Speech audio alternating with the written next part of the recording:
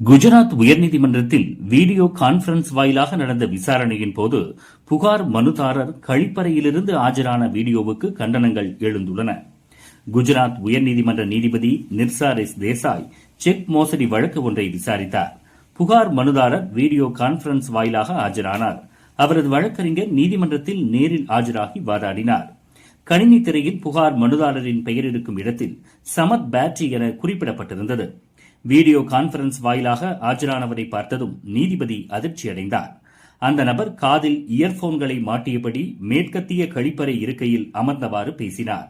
பின் mobile போனை தரையில் வைத்துவிட்டு அவர் சுத்தம் செய்து கொள்ளும் காட்சியும் பதிவாகியுள்ளது.